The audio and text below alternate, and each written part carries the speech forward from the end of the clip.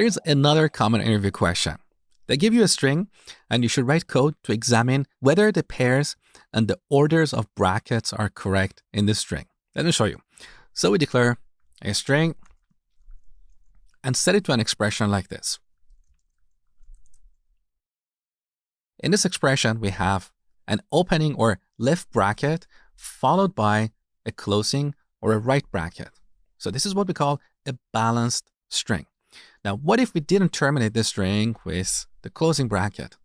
Now the string is not balanced. So your code should examine this string and tell whether the string is balanced or not.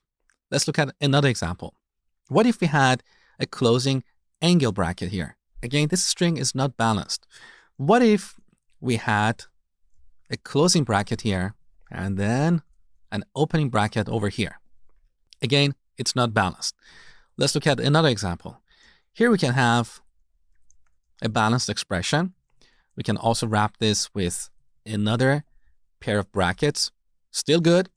We can have square brackets around 1. Still good. We could have angle brackets around 2. After this, we could have another pair of square brackets. So we are not necessarily working with arithmetic expressions. We are working with an expression that includes a bunch of characters and brackets. Now, this could be a new programming language that you're going to design in the future. So with stacks, we can check the syntax of this expression and see if this expression is balanced or not.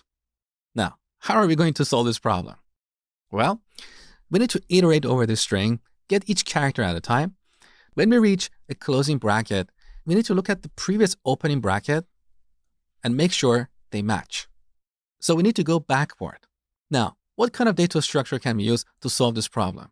A stack. Because with stacks, we can go backward. So here's the algorithm.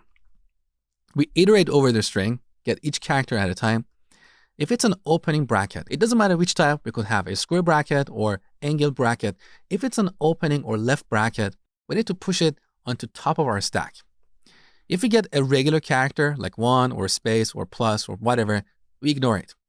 When we get to a closing bracket, we need to pop the character on top of the stack and compare it with the current character. If they match, awesome. We go forward and keep repeating this until we get to the end of the string.